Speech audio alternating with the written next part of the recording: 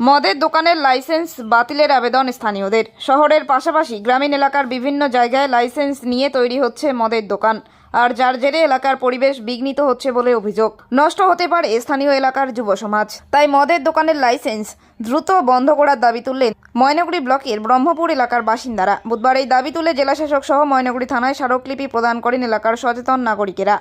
জানা গিয়েছে, ময়নাগুড়ি ব্লকের ভোটপাট্টি স্কুল সংলগ্ন এলাকায় দুটি লাইসেন্স প্রাপ্ত মদের দোকান চালু হচ্ছে। গ্রামীণ এলাকার মধ্যেও এ ধরনের মদের দোকান চালু হলে এলাকার স্বাভাবিক পরিবেশ নষ্ট হবে বলে অভিযোগ করেছেন স্থানীয় বাসিন্দারা।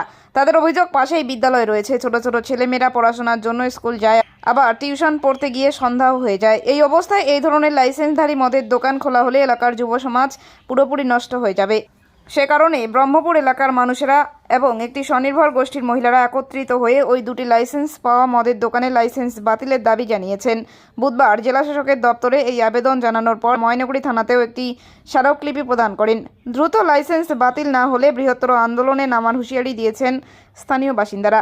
ব্রহ্মপুরে দীর্ঘ কয়েক বছর ধরে অত্যাধুনিক সুবিধার সাথে শিহান বিমল রায়ের নেতৃত্বে টিচার রতন রায় কারাটের প্রশিক্ষণ দিয়ে চলেছেন। আগ্রহী অভিভাবক তাদের বাচ্চাদের অ্যাডমিশনের জন্য আজই যোগাযোগ করুন। আমাদের নাম্বার 9678190076। মহন্ত বর্মন। বললাম, আজকে আপনারা কোথায় এসেছেন?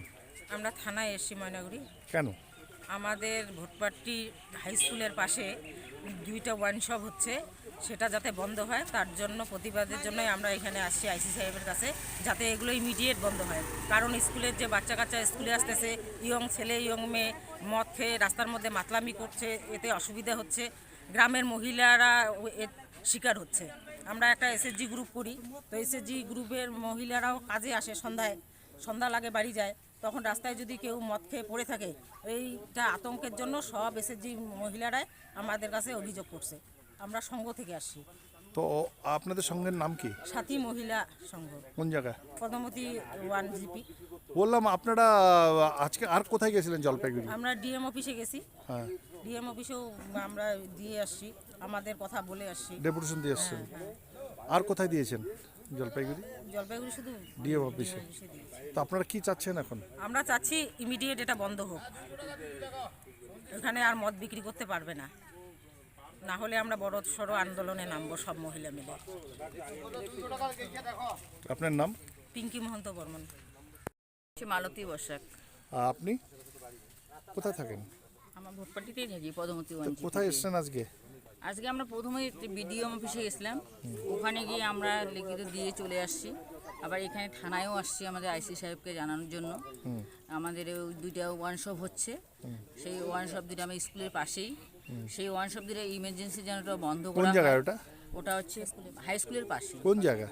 ভোটপাট্টি।